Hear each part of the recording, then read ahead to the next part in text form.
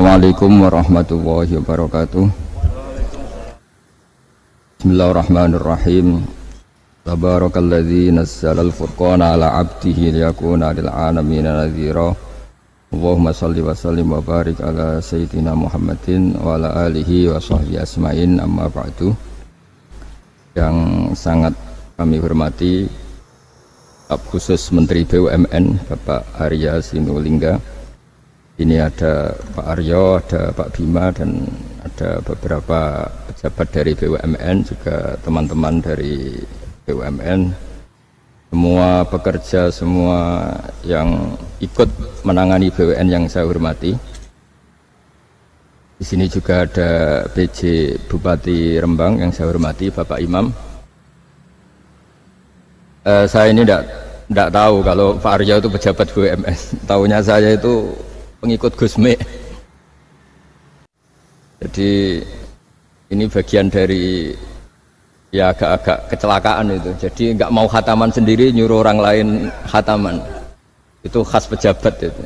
Jadi pejabat itu kalau punya karep itu biasanya gitu. Doa ya diorderkan, khataman juga. Ini makanya punya utang ini, harus kapan-kapan khatam sendiri. Jangan nyuruh orang lain apa khataman. Beliau sendiri mungkin gak khataman kan? Tapi ini memang khas kiai ya. Jadi kalau di dunia khas kiai itu meskipun pejabat, kalau di depan kiai itu ya harus tetap kayak santri.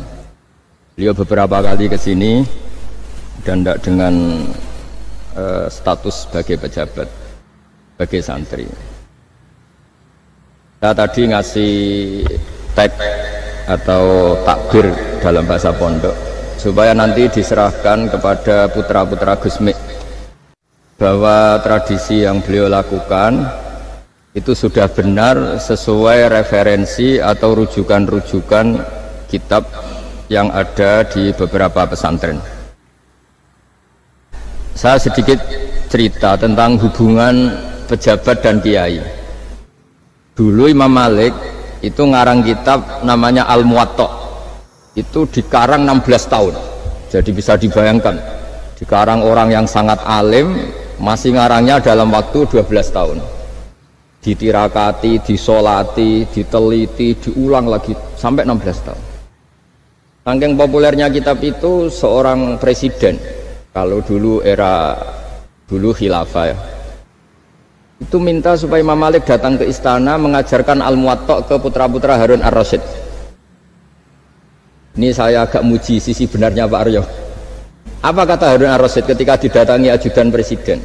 Al ilmu yu'ta la ya'ti. Ilmu itu disowani, bukan yang sowan. Jadi ini ya agak benar lah, BUMN ini sudah benar ini, mau datang ke sini. Tapi jangan hitung utang. Saya pernah datang Gus, nanti kapan-kapan kau yang datang. Nah, itu enggak ikhlas kalau itu ngawur sekali itu kalau singkat cerita, Harun Rasyid itu datang. Imam Malik itu orang yang sangat menghormati ilmu, sehingga beliau duduk di atas, di sofa di atas. Karena Harun Rasyid itu presiden, khalifah, beliau ngiranya itu dipersilahkan duduk setingkat Imam Malik. Akhirnya beliau duduk berdampingan dengan Imam Malik. Kata Imam Malik sebelum ngaji, di mana-mana orang ngaji itu harus sopan, nggak boleh orang ngaji setara dengan gurunya. Turun Imam Harun Rasyid turun terus awal santri-santri. Baru Imam Malik mau mulai ngajar. Suatu saat Imam Malik itu datang ngurus KTP, datang ke istana. Kata Harun Rasyid, kenapa engkau tidak minta supaya kami yang ngurus? Kata Imam Malik, saya kalau urusan negara itu rakyat, sehingga saya daftar ya antri. Tapi kalau urusan ilmu, kamu santri saya. Jadi orang dulu itu sudah profesional. Jadi kalau Harun Rasyid pas ngaji sebagai santri, tapi kalau Imam Malik ngurus KTP ya sebagai rakyat, ya antri, ya beliau yang datang. Jadi itu sudah ada percontohan hubungan yang sangat elegan, yang sangat saling menghormati antara seorang umara, yaitu zaman itu Harun Ar-Rasyid, dengan Imam Malik. Padahal kitab Muwatta itu kitab yang sangat luar biasa. Akhirnya suatu saat anak-anaknya Harun Rasyid itu disuruh ngaji. Niku penggaweannya niku pekerjaannya itu suruh bawa kendinya Imam Malik kalau mau wudu. Pernah suatu saat Imam Malik wudu, yang mengucurkan air itu putranya Harun ar-Rasyid. Hanya dikucurkan ketika membasuh wajah dan tangan. Pas Harun Rasyid lewat, dinasihati juga, halla ghusal taqaddamaihi, harusnya kamu tidak hanya mengucurkan untuk wajahnya, juga untuk kakinya. Padahal itu anak seorang presiden. Jadi betapa dulu itu harkat dan martabat ilmu itu sangat dihormati. Nah, kenapa demikian? Karena ilmu ini yang membentuk sebuah bangsa. Jadi kalau kita berpikir jernih ya, oke, kita ada BNN ya, polisi yang nangani narkoba, terus ada beberapa jabatan atau institusi negara yang bisa mengawal kecurangan, misalnya ada KPK, ada BPK dan sebagainya. Tapi tanpa masyarakat dibentuk kiai dan dibentuk norma-norma agama, itu capek. Mayoritas orang tidak mencuri, itu ya barokahnya dididik kalau mencuri itu dosa, kalau nanti masuk neraka. Sebelum ada KPK dan BPK, itu orang tidak nyuri ya sudah banyak. Karena memang nggak nyurinya itu faktor agama, bukan karena takut KPK. Artinya tanpa agama, tanpa nilai-nilai norma, itu nggak bisa kebayang Indonesia.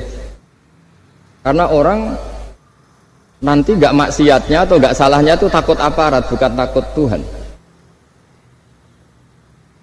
Makanya kalau guyonan anekdot khas itu, ada orang melanggar rambu-rambu, ketangkep polisi. Kamu tidak tahu kalau ini larangan? Ya tahu Pak. Kenapa tetap melanggar? Karena tidak tahu Bapak di sini. Itu menunjuk polisinya. Itu khas Indonesia. Jadi kalau nggak melanggar itu karena takut aparat, bukan karena kesadaran hukum. Tapi kalau urusan rambu-rambu itu seperti itu. Tapi kalau urusan orang tidak zina, tidak maling, tidak korupsi, itu hampir mayoritas orang Indonesia itu karena takut azab Allah atau takut dosa. Jika di desa terbelakang yang nggak terjangkau polisi atau di daerah-daerah yang sangat terpencil, itu perilaku leluhur, yaitu tidak nyuri, tidak zina, tidak apa, itu ya tetap jalan. Karena mereka memang dididik oleh agama. Sehingga keinginan kita terbesar adalah bahwa sesuai konsep Imam Ghazali, al ulama wal umara tau'amani. Jadi ada sinergi lah antara ulama dan umara. Dulu biasa raja-raja itu ngaji sama ulama, tapi ulama juga biasa antri di kerajaan untuk ngurus administrasi negara. Jadi beliau-beliau ya bisa sebagai rakyat, tapi juga sekaligus sebagai guru. Karena beliau-beliau ini orang-orang yang bisa menanggalkan egonya. Lalu kenapa kerajaan dulu itu begitu kuat? Ada contoh paling populer dalam mengelola negara, yaitu Umar bin Khattab. Itu Sayyidina Umar bin Khattab, itu bajunya, jubahnya itu ada 12 jahitan, saking jeleknya. Jadi saking jeleknya itu 12 jahitan. Ada pernah seorang kiai yang cerita, ketika Baitul Maqdis itu ditaklukkan oleh pasukan Umar, itu beliau harus naik unta dari Madinah sampai Yerusalem.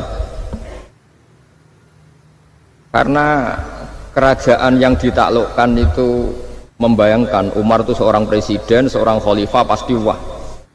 Itu ternyata pas sampai gerbang Yerusalem itu Umar itu yang nuntun unta. Karena ketika unta itu hanya satu, sama pengawalnya bilang, saya mau naik unta asal gantian. Ya 2 kilo Umar naik, 2 kilo ajudannya yang naik, sampai lepas mau pintu gerbang itu pas giliran Umar yang nuntun. Kata ajudannya, kali ini jenengan yang naik saja. Enggak, saya enggak mau bohong. Dia yang disambut ya ajudannya, karena ajudannya pakaiannya lebih bagus dan Umar pakai tadi jubah yang berjahit 12. Jadi betapa orang-orang dulu itu ketika jabat itu malah tasawuf. Karena tadi dipandu oleh agama. Setelah itu ada beberapa sahabat yang usul, ada pesta gitu, karena ini hari kemenangan. Kata Sayyidina Umar, Inna Allaha ta'ala ayyara qauman faqala adhabtum thayyibatikum fi hayatikumud dunya wastamta'tum biha. di antara kritik Allah kepada orang-orang yang enggak benar adalah jatah kenikmatan kamu sudah kamu habiskan di dunia, maka di akhirat sudah ada jatah. Maka kata Umar, astabqi thayyibati, jatah-jatah kenikmatan saya biarkan utuh, maka tidak saya nikmati sekarang. Nah makanya ini saya sekaligus minta sama BUMN, pokoknya gak usah lah ngundang saya, ribet. Selain ribet ya soalnya ngaji saja. Nah ini jadi kiai itu ya bingung, ya sering dihormati orang, dicucuk, kadang disangoni. Kalau kadang ya mikir, nak jatah kuntek terus piye. Makanya saya itu ya sering ngebes, ya biasa saja hidup saya. Karena saya tidak ingin jatah saya ini habis. Tapi kadang-kadang orang itu ingin berlebihan menghormati kiai. Saya berkali-kali bilang, ketika ada orang menghormati saya itu yang repot saya. Yang menghormati benar karena menghormati kiai, tapi kiainya yang masalah kan. Kalau tidak bisa ngelola hatinya jadi tamak, jadi ribet. Makanya ini kan ya sudah, saya tetap sebagai kiai ngajarkan ikhlas. Makanya guyonan di kitab-kitab dulu, kalau ada orang cantik sowan kiai itu kata kiainya, saya yang bingung, kamu melihat saya ibadah, saya melihat kamu masalah. jadi tapi kalau kiainya agak soleh ya enak, sama-sama seneng kan. Masalahnya kita ini soleh, paling enggak berusaha soleh kan? Ya jadi kalau Pak Aryo sowan sini itu dia benar, sudah sopan lah sama kiai, beliau pejabat sopan. Saya yang masalah kan. Misalnya saya ke Jakarta terus ingat Pak Aryo ingin difasilitasi, saya kan jadi repot. Makanya kemungkinannya kecil, kalau saya ke Jakarta tak hubungin itu kecil dan tidak perlu tersinggung. Saya selama ini ya sering ke Jakarta ya biasa. Saya hampir per 3 bulan, 4 bulan datang ke pondoknya Pak Kures. Ya jarang hubungi pejabat. Ya sudah, kalau mau ngaji aja. Nah, kenapa saya menekankan ikhlas? Karena ini kan acara khataman. Di antara pokok dari ajaran Quran adalah wa ma umiru illa liya'budullaha mukhlishina lahuddin. Jadi kalau sudah berani beragama ya kita harus ikhlas. Dan saya berkali-kali bilang, ikhlas itu mudah. Harus dilatih. Saya berkali-kali memberi analogi itu gampang sekali. Lama sekali kita bilang kalau yang putih itu putih. Lama sekali kita bilang yang hitam itu hitam. Itu tidak ada yang gaji. Kenapa kita mengatakan tembok ini putih? Karena memang putih.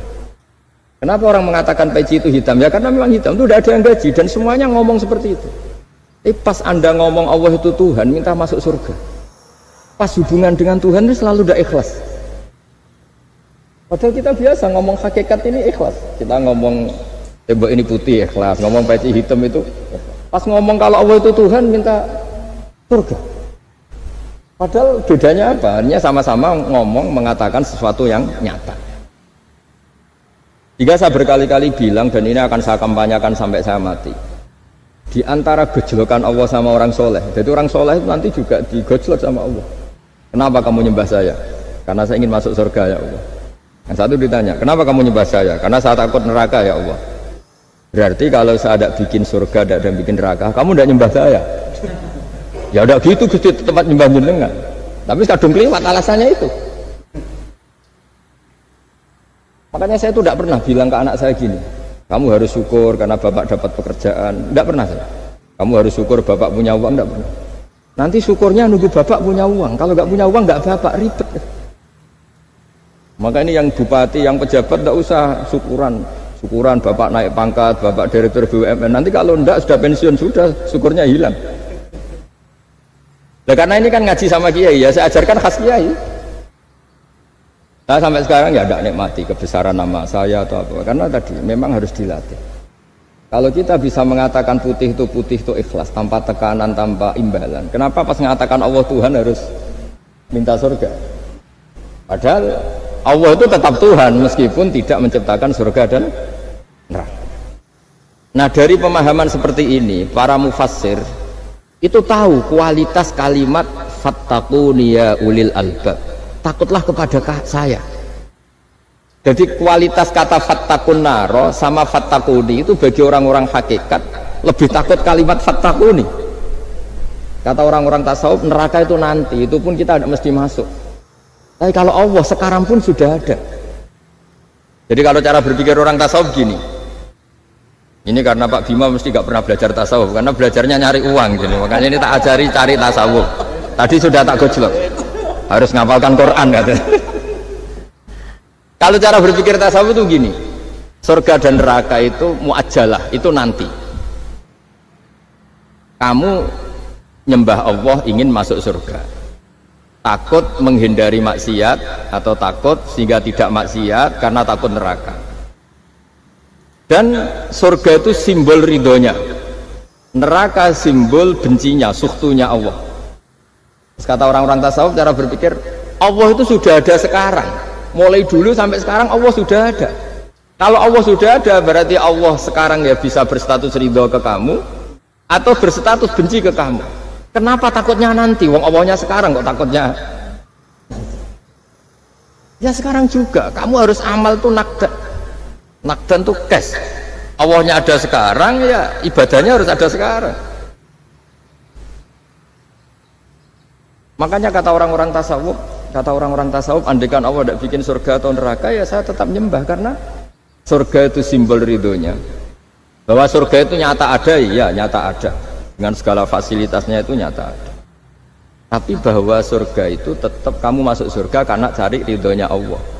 Kalau Allahnya sudah ada, berarti ridhonya sekarang sudah ada. Harus kamu cari sekarang, jangan nanti. Jika kadang-kadang orang yang ingin masuk surga itu ya kelasnya kelas amatir. Masyhur itu. Ada seorang wali masuk surga ketemu Allah ditanya. Karena wali ini biasa mensyafaati murid-muridnya, ya Allah kenapa murid-murid saya tidak kelihatan sowan jenengan? Murid-murid kamu ingin masuk surga karena ingin makan enak, punya bidadari cantik-cantik itu di sana, tapi mereka lupa saya. Jadi akhirnya di surga tapi nggak ketemu Tuhan, karena inginnya ya sudah trauma punya istri jelek, cerewet. Banyak loh orang yang masuk surga itu yang agak kacau. Enak sudah surga, nanti di sana nggak usah sholat, nggak usah puasa. Jadi sholat yang sekarang udah gak problem. Jadi banyak itu orang-orang Islam yang Islamnya mungkin imannya amatiran. Wah enak masuk surga, nggak ada subuh lagi, nggak ada puasa lagi, bebas. Itu kan kurang ajar betul. Jadi ibadah itu dianggap problem. Bandingkan di cerita dunia wali itu ada wali bertanya gini, ya Allah apa di surga itu ada sholat? Ditanya sama Allah, kenapa kamu tanya gitu? Kalau tidak ada sholat mendingan saya tidak di surga. Dia tidak bisa bayangkan ada kenikmatan di atas sholat. Nah kalau jenengan kan nggak bisa bayangkan kalau di surga masih disuruh sholat. Sampai sekarang aja kita tahu berhentinya sholat itu kapan. Kalau sampean tanya gitu, kalau ingin berhenti sholat nggak wajib, majnun. Jadi orang gila langsung nggak wajib. Jadi artinya harus dilatih ilmu-ilmu tasawuf seperti ini supaya hidup itu nyaman. Hidup itu nyaman. Dulu Pak Imam ini ada Pak PJ Rembang. Itu dulu ada seorang raja didatangi ulama. Gimana cara saya tidak nikmati jadi seorang raja? Ulama itu nasihatinya gampang. Dia omongin gini Pak Arya. Pak Raja kalau kamu di Sahara, di padang Sahara, kemudian Anda kehausan. Kalau tidak minum satu gelas air Anda mati. Apakah? Terus kemudian yang punya air bilang gini, kamu tak kasih air, tapi syaratnya kerajaannya kasihkan saya. Kamu kasihkan apa milih mati? Wah ya milih dikasih air, mendingan nggak jadi raja tapi hidup. Terus la tafrah bimulkin la yusawi kak samain. Kamu jangan bangga dengan satu kekuasaan, dengan satu kerajaan yang nilainya sama dengan segelas air. Akhirnya dia terjadi raja yang soleh karena ternyata apa? La yusawi kak samain, tidak sama atau ya nilainya itu masih. Nah, kita yang rakyat yang tidak jabat, misalnya masyarakat, itu ya harus berpikir gitu. Orang tidak jadi bupati tetap hidup, nggak jadi pegawai BUMN tetap hidup. Tapi kalau nggak minum air itu mati. Dan rata-rata rakyat itu bisa minum air. Artinya apa? Kita dan mereka itu sama-sama punya nikmat yang pokok, yaitu sadur rumki, nikmat yang bisa mempertahankan kehidupan. Jadi nikmat selain itu tidak pokok. Hingga orang itu bisa jadi wali. Jadi ini resep jadi wali. Jadi wali itu udah harus tirakat dalail terus gak pernah makan nasi itu enggak, itu keberatan. Jelas sebagai ibu nggak mau itu, mesti nggak mau itu, mesti nggak mau. Ya nggak mau ya nggak bakat, jadi sudah pasti nggak mau. Karena ini saya tahu banyak tentang beliau. Pak Aryo itu bin selamat dulu, abahnya itu ditobatkan Gusmi, dimengertikan agama oleh Gusmi. Karena beliau ingin tetap mencintai kiai, korbannya saya karena Gusmi meninggal, terus mahabbahnya diarahkan ke saya. Tapi saya berdoa supaya diarahkan ke banyak kiai lah, supaya saya tidak jadi objek sasaran ya. Nanti juga repot ini. Saya itu sering disewani orang dari Kalimantan, Sulawesi, saya ingin idolakan jenengan, saya ingin dekat dengan jangan. Ya sudah lah, pakai kiai lokal di sana aja, jadi sampai tidak ganggu saya. Terus kiai lokal di sana juga tidak mahjub oleh saya, kata saya. Saya teruskan ya. Jadi dulu para raja itu dilatih oleh ulama, termasuk dilatih begitu. Kamu punya kamar 1000, kalau tidur per 5 menit ganti kamar, karena eman sudah dibikin kok nggak dipakai. Nggak juga, punya kamar 1000 yang dipakai hanya 1. Ngapain punya 1000 yang dipakai hanya, punya baju 1 lemari yang dipakai hanya 1. Apa mentang-mentang bajunya 5 terus pakai rangkepan sampai 5. Punya mobil 5 yang dipakai ya 1. Jadi orang dulu itu dilatih sebegitu. Sehingga dulu itu tidak ada raja kecuali punya penasehat. Zaman belum Islam ada resi, kalau setelah Islam ada ulama. Sehingga mereka bisa menertawakan kerajaan. Maksudnya dianggap biasa. Ada seorang raja ditanya ulama, khas seorang raja itu apa? Merintah tidak bisa diperintah. Terus si ulama ini tiap pagi itu datang ke atas gunung, cari tempat paling tinggi terus mutolaah kitab. Setelah mutolaah kitab ya wasik ya, kayak saya kalau belajar ya asik. Ngalang-ngalain jagungan sama pegawai BUMN kalau saya sudah belajar. Terus dia bilang, enaknya apa jadi raja? Saya di sini nggak ada yang memerintahkan saya, berarti saya dengan raja sama. Dan kelebihan saya juga tidak ada yang ganggu. Kalau raja masih banyak yang ganggu. Artinya bisa mengolah. Kalau sekarang enggak. Banyak kiai yang melihat pejabat itu kayak gimana? Wong kok mulyane ngono, buka pintu aja nggak pernah. Mulyane kayak gitu. Yang jenis ini dia rugi, sudah iri, nggak punya kenikmatan sendiri. Ulama dulu itu bisa mengelola kenikmatannya sendiri dengan cara seperti itu.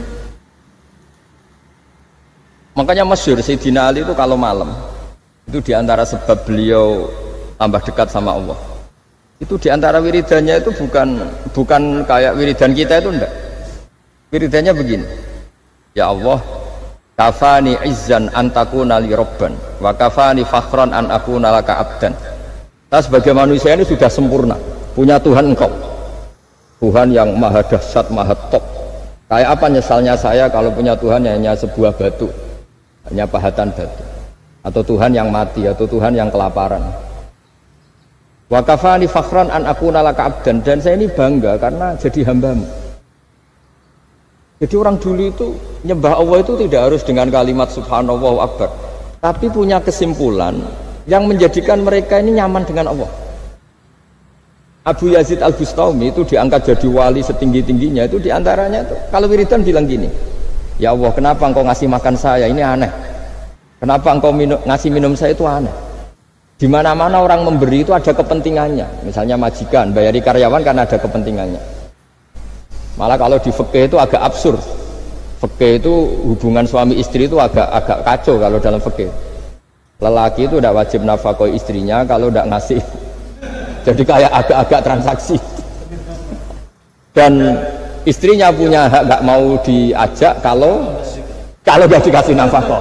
Jadi makanya dulu Mbah Mun itu kalau ngajar saya, fikih itu ngajari wong perhitungan. Maksudnya wong ambek bojo kok perhitungan.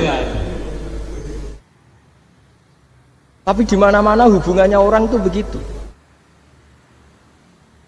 Wong kenal kiai, nak orang meloro kiai diatur ngene iki ora marem.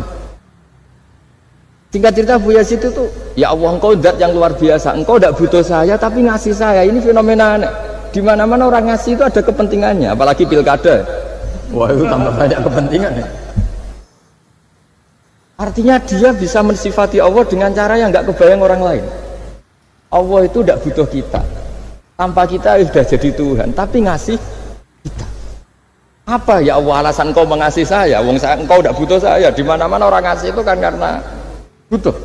Misalnya kamu ngasih anak, apapun alasan ikhlas Anda ini karena nyaman, anak ini menjadi hiburan. Tetap seneng ya. Ada unsur kamu itu dapat timbal balik, setidaknya seneng. Atau ngasih rival politik kamu, setidaknya ya karena safety lah kata tadi Pak Aryo. Bergak berontak teman-teman.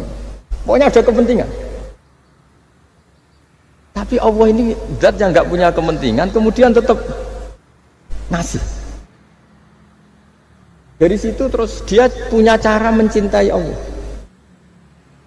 Jadi wali-wali dulu itu punya cara untuk mencintai Allah. Dengan cara seperti itu. Makanya ada wali yang nangani orang-orang macam-macam.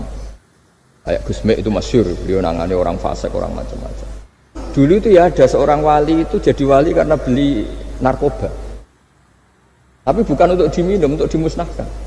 Tapi kalau sekarang nggak mungkin karena narkoba harganya sudah miliaran, triliunan. Kalau dulu mungkin. Jadi ceritanya itu kampung dulu kan terpisah-pisah oleh gunung oleh apa. Singkat cerita si wali ini setiap ada bandar narkoba dulu pakai homer. Homer kalau dulu arah. Dibeli sama dia. Dibeli terus setelah agennya pergi dilarungkan pokoknya dibuang. Begitu terus. Suatu saat si pengedar narkoba ini heran. Kampung situ itu selalu tak kirimin homer kok gak ada yang mabuk. Tapi dibayar cash.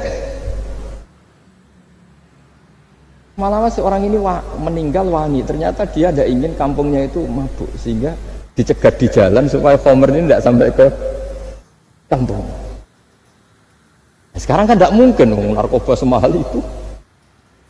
Tapi apapun itu kembali ke ulama dan umaro. Alhamdulillah di Indonesia itu ulama ya mati-matian supaya generasinya tidak terlibat narkoba dengan cara ditakutkan neraka.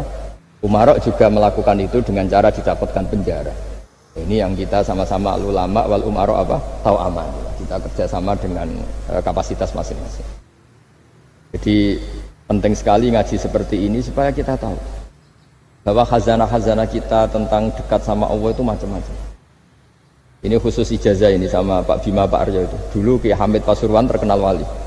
Dan di antara wirid dan dzikrul filin ada beberapa kata yang dari Kiai Hamid. Jadi dzikrul filin itu kalimatnya utamanya dari Gus Mek, Mbah Ahmad Siddiq, tapi ada beberapa kalimat yang dari Ki Hamid Pasuruan. Saya tahu banyak lah karena bapak saya juga temannya Gus Mek dan mbah saya kandung sepupu sama Mbah Hamid. Itu kalau ada orang sepuh-sepuh Pak Bima kayak jenengan Pak Aryo disuruh ngapalkan Quran. Ya mereka protes. Masa saya hafal, Pak? Sudah lah pokoknya ngapalkan. Ada yang 2 juz mati, 1 juz mati. Karena ya sudah sepuh. Suatu saat ada ulama yang tanya, kenapa Pak Hamid? Biar kamu dalam perjalanan di dunia tercatat ini bercita-cita hafal Quran. Jika kalau mati berstatus man salaka thariqan yaltamisu fihi ilman sahalallahu lahu thariqan ilal jannah. Orang yang mati berorientasi ingin ngaji. Tapi kalau kamu tidak punya orientasi ngaji kan di otak kita andaikan direkam Allah. Coba hati kita andaikan direkam Allah. Ingin kaya, ingin punya gunung, ingin punya alpat, ingin punya ini itu. Coba kalau itu nanti disetel di akhirat. Tapi kalau kamu ingin ngapalkan Quran kan setidaknya pas disetel udah keren. Ingin hafal Quran meskipun tidak hafal-hafal gitu. Ingin hafal itu tapi meskipun nanti kalau malaikatnya drengki ditambahi meskipun. Tapi insya Allah malaikat tidak ada yang drengki. Tapi andaikan kita nanti tidak punya cita-cita ngaji, itu rekaman kita hanya itu. Ingin mapan, ingin kaya, ingin menguasai dunia. Betapa malunya kita kalau rekaman itu kita dengar di depan Allah. Padahal nanti niat ini yang dihitung. Famangkarat hijratuhu ilallah wa rasulih fa hijratuhu ilallahi wa rasulih. Orang yang orientasinya hijrah itu meninggalkan yang buruk menuju yang lebih baik. Hanya untuk Allah dan Rasul, maka ya dihitung ke sana. Jadi misalnya Pak Bima, Pak Aryo ngapalkan Quran, hafal-hafalnya. Tapi berarti perjalanannya ini mencari ridhonya Allah, itu ditulis. Tapi kalau kita orientasinya ingin mapan, ingin sejahtera, ya ditulis. Ini ingin punya rumah 2, ingin punya rumah di berbagai provinsi. Ini coba kalau itu nanti direkam. Terus ditanya Allah, inginnya kamu apa sih di dunia? Dan itu bisa menjadi status kita. Ngeri kan? Kita ketemu Allah dengan status tidak pencari Allah dan Rasul, tapi pencari kemapan. Itu cara Mbah Hamid untuk mendidik supaya orang itu orientasinya kepada Allah dan Rasul. Disuruh ngapalkan. Ini Pak Aryo cerita, bapaknya hanya disuruh ngapalkan apa? Rabbana dzalamna anfusana. Itu semalam nggak hafal apa.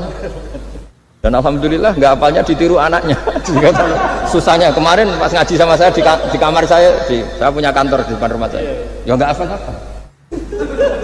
Bener-bener konsisten. Jadi dulu bapaknya itu ketemu Gus Mek ya di hotel. Dia diajarin semalam nggak hafal. Akhirnya hafal tuh. Ya tapi nunggu sekian tahun mungkin. Jadi yang penting. Jadi ulama dulu itu pinter cara menuntun umat menuju Allah dan Rasul. Diajarin. Akhirnya ada dzikrul ghafilin. Penting orang itu menuju Allah dan Rasul. Setidaknya kalau direkam itu nanti saya ingin ya Allah dapat ridhomu. Kalau malam ilahi anta matlubi. Apa ilahi anta maqsudi wa ridhoka matlubi. Meskipun semalam hanya dilafadzkan sekali, setidaknya Allah mencatat, ya Allah engkau yang kami cari. Ridhomu yang kami cari. Kalimat itu kalau terulang-ulang itu menjadi mental dan lama-lama jadi status. Daripada sebelum tidur, kapan ya sugih. Dari Pak Bima, kapan gak jadi anak buah. Kok nanti yang menteri ya mikir, semoga gak kena reshuffle. Gitu terus pikirannya. Nah ini kan, kalau ngaji saya menyinggung, yang salah ada saya, sing ngongkor ngaji sopo. Saya makanya saya santai aja. Sampai kecewa malah bagus karena tidak ngel-ngelo saya lagi. Saya dalam hal ini itu anut mazhabnya Imam Syafi'i. Imam Syafi'i itu tak punya kitab namanya Diwanus Syafi'i. Itu kalau orang tidak senang itu paling bagus menurut saya.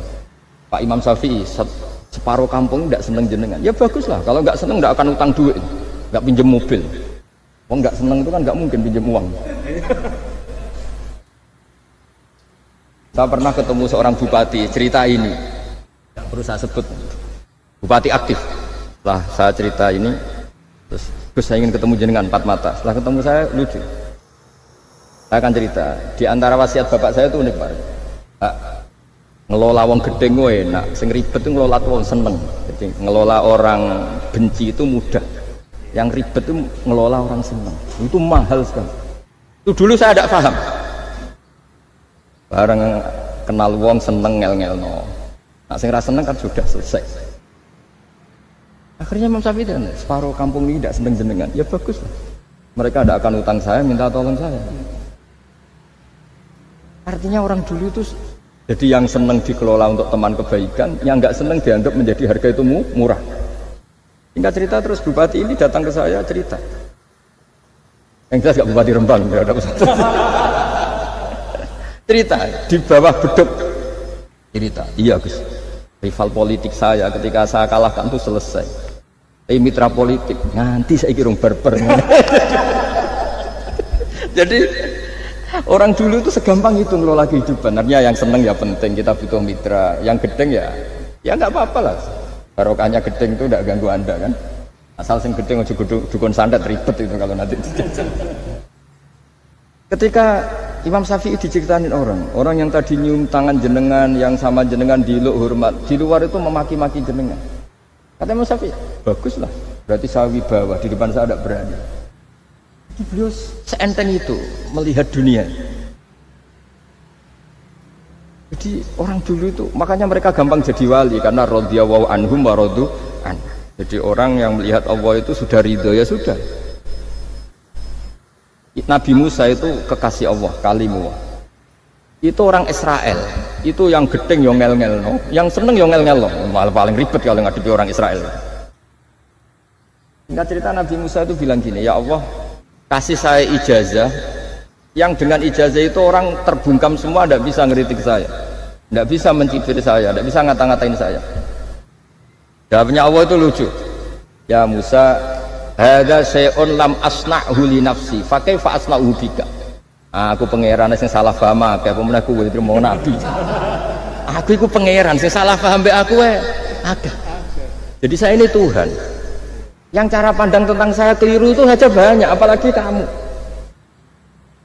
Mestinya saya yang terbebas dari disalah paham.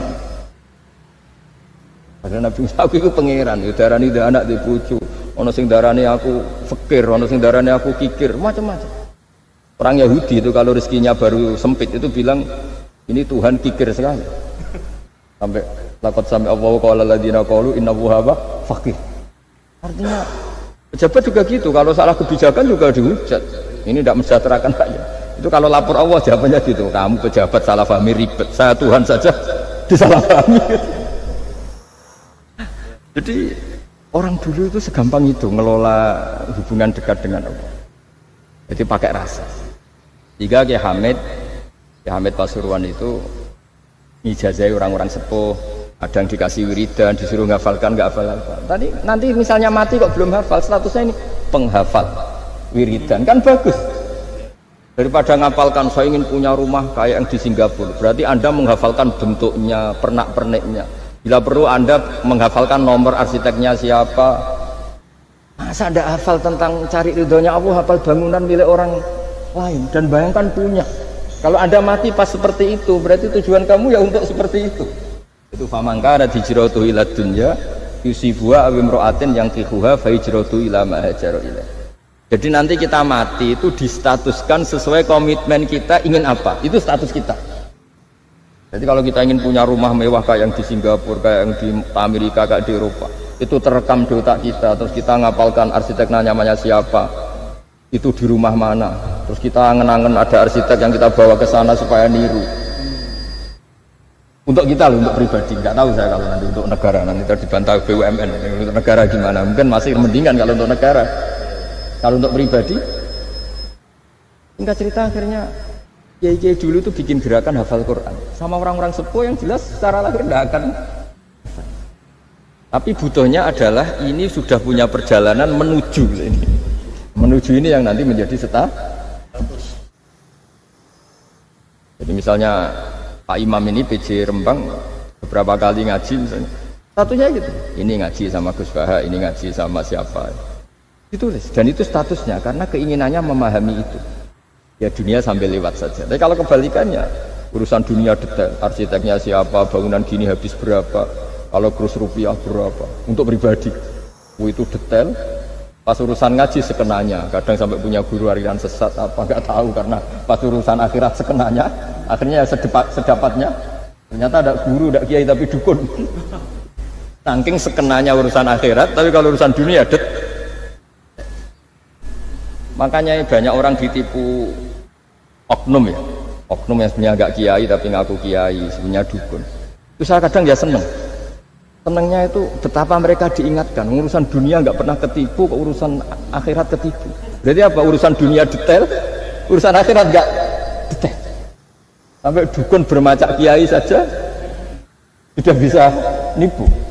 Sementara kontraktor asing yang mau nipu tidak bisa karena dia ngerti detail jejak rekamnya apa gitu. Tapi kalau nyari kiai kenanya ini tidak nyindir, ngomong fakta.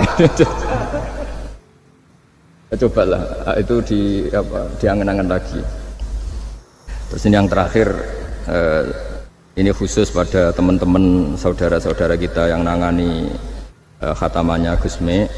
Saya tadi ngasih naskah ke Pak Aryo supaya sampai ke beliau-beliau.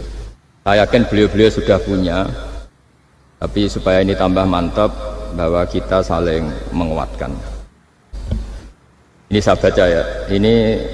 Ini kitab yang dipakai referensi tim lajnah penerbitan mushaf Arab Saudi dan seluruh dunia, termasuk saya. Jadi tradisi khataman kita, tadi kan kita bicara khataman. Ya saya ulang lagi, tradisi khataman kita itu kan justru ditutup dengan wa ulaika humul muflihun. Ya. Jadi tidak minal jinnati wan nas, tapi diakhiri wa ulaika humul muflihun. Jadi khataman kita misalnya minal jinnati wan nas, biasanya yang baca Quran terus baca Fatihah, terus awal Baqarah sampai wa ulaika humul muflihun. Nah tujuannya adalah supaya kalau khatam itu memulai lagi. Ya kalau langsung an-nas minal jinnati wan nas berarti dia bangga dengan berakhirnya baca Quran. Pertanyaannya, dengan Anda ketemu Allah, seneng ya jagungan mau aku sebar. Betapa buruknya kita jadi hamba. Kayak kita dulu ketika ngaji, nah baru hure ngajine wis bar. Berarti nganggep guru problem. Makanya bangsa Indonesia itu ya agak lambat pinter karena sekolah juga ada anggap problem. Pas masuk merengut, waduh sekolah. Pas bubar seneng, waduh sekolah. Jangan-jangan kita sholat juga gitu, ono adzan, waduh adzan. Jadi ini belum makam wakuroto ini bis sholat. Padahal cirinya orang baik itu menikmati sholat itu. Ciri utama suka ilmu ya nikmati pelajaran. Enggak, ini pelajaran bareng guru. Waduh, udah gitu matematika lagi. Waduh. Kita baca Quran harusnya asik, karena di situ munajat sama Allah. Ketika selesai harusnya nyesal. Waduh, baru asik sama Allah kok sudah selesai. Dan Allah punya alasan untuk menyalahkan kita, karena kita misalnya baru seneng-senengnya pacaran misalnya, kan tidak mau akhir. Kenapa pas seneng Allah seneng berakhir? Nanti kalau kamu ditanyakan gitu tidak bisa jawab. Nah, pakai analogi itu makanya jangan pernah merasa akhir kalau baca Quran. Minal jinnati wan nas, terus baca Fatihah, terus memulai lagi. Wa ulaika humul muflihun. Sebagai bukti ya Allah, ini khataman sementara. Tapi saya akan berlanjut lagi, terus dimulai betul. Jika ijazah kiai-kiai kuno kalau orang haji atau umroh itu supaya kuat haji lagi, kalau ijazah kiai kuno itu sederhana. Disuruh ngomong gini, "Bah, Ka'bah, ini saya mau pulang, miliki rumah. Nanti kesini lagi." Kayak gitu. Sudah, Pak. Jangan setelah selesai ibadah haji seneng karena mau pulang. Berarti ibadah dianggap problem, rumah dianggap segala-galanya. Jadi itu ada filosofinya. Nah, ternyata tradisi seperti itu mudawwan. Mudawwan itu dibukukan. Ya, saya baca ini di kitab Ghisun Naf'i, karangan Imam Waliwah As-Sofakusi. Saya baca saja. Nanti yang ngerti bahasa Arab biar diartikan sendiri, yang nggak ngerti nanti saya bantu. Takmilun. Ini khusus para hafid tadi yang ikut khataman, mohon didengarkan. Takmilun fi masaila tata'allaku bil khatmi. Al-ula sabatan nasu anil maki min riwayatil bazi wa kumpul wa ghairihima annaman qara'a wa khatama ila akhirin nas qara'a al-fatihata ilal muflihun min awalil baqarah wasa al-amalu bihada fi sairi biladil muslimin. Jadi mulai dulu kalau orang khataman itu ya An-Nas, Fatihah, terus wa ulaika humul muflihun. Dan cara seperti itu wasa al-amalu bihada fi sairi biladil muslimin. Semua negara dunia ya sama seperti itu. Hanya tradisi yang dilakukan bapak saya sampai semua guru-guru kita, guru Quran, termasuk yang di Jantiko dulu, sama sih dulu namanya Jantiko, lama-lama mantap ya. Itu sudah benar itu. Jadi mungkin teman-teman sudah melakukan tapi nggak tahu filosofinya. Ini saya bantu. Filosofinya adalah supaya kita tidak merasa mengakhiri baca Quran, tapi sekaligus memulai. Kalau nak kue niat ngakhiri tenan itu seakan-akan kan baca Quran itu problem. Terus ketika berakhir kita senang. Sholat juga gitu Pak Imam.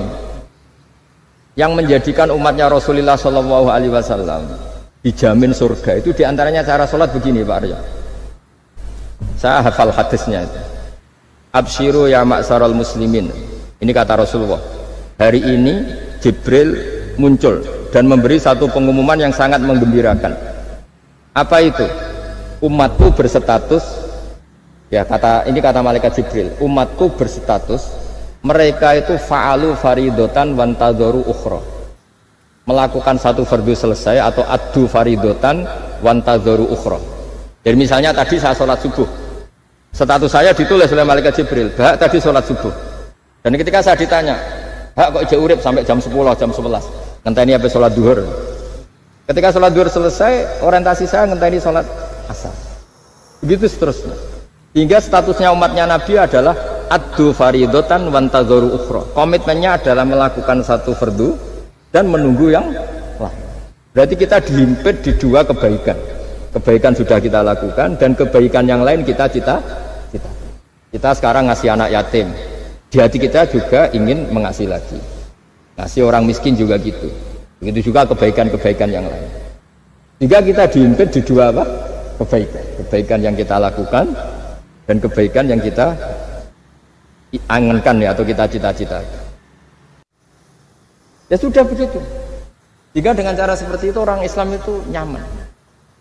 Bayangkan kalau kita berstatus punya rumah dan punya rumah lagi, ingin punya mobil lagi, berarti sih satu itu minat dunia wa ilat dunia, minat dunia ilat dunia. Itu kalau pas mati, pas khayalnya begitu, Allah posisinya di mana? Ya, ini sudah siap ya, setor ya, Ataman siap, siap Pak Bunga ya, ya siap. Sampai berapa juz rencananya? 30 ya. Sampai 30 juz apa juz 30? Juz 30 dulu. Juz 30 dulu. Jadi sampai segitunya guru-guru kita memandu, makanya terus dilatih dzikrul ghafilin, dilatih apa supaya kalau kita biasa pergi kembali misalnya, rombongan kembali, mungkin kita istighfar. Buat sekali-kali rombongan datangin khataman Quran, datangin acara-acara, sehingga ada perbandingan. Nah, setidaknya saat kita salah itu tidak status, tapi zallah, bawaan manusia. Tapi status kita adalah faman kana hijratuhu ila Allahi wa rasulih fa hijratuhu ila Allahi wa rasulih. Nah, kemudian kenapa itu menjadi perilaku masif di seluruh dunia? Kalau khataman justru ditutup oleh awal Baqarah. Kan agak aneh, khataman kok ditutup dengan permukaan atau permulaan. Ya. Itu terus beliau ini di beberapa kitab diterangkan anna rajulan qala ya Rasulullah ayul a'mali afdalu. Amal terbaik itu apa ya Rasulullah? Qal alaika bil halil murtahil. Terus wa ma halul murtahil? Qal sahibul qur'ani kullama khalla irtahala. Amal terbaik itu adalah amal setelah selesai ingin melakukan lagi. Apa itu? Orang yang menghafalkan Quran atau membaca Quran atau khataman Quran setelah selesai langsung dimulai lagi. Ini di sini diartikan kullama faragha min khutmatin syara'a fi ukhra. Jadi satu khataman selesai kemudian lanjut lagi. Ya kan kalau kita misalnya orang kaya ke Singapura wisata, kan langsung mungkin sudah punya brosur lagi, mungkin mau ke New Zealand atau apa. Kenapa pas urusan khataman ndak itu? Jadi manusia itu yang benar gitu. Jadi ya kira-kira gitu. Jadi ini teman-teman yang sedang khataman, bahwa perilaku Anda sudah benar. Memang mulai dulu zaman Rasulullah SAW sampai sekarang memang justru khataman itu ditutup dengan wa ulaika humul muflihun sebagai bentuk komitmen kita bahwa kita ingin memulai lagi, bukan berakhir di itu. Saya kira demikian. Assalamualaikum warahmatullahi wabarakatuh.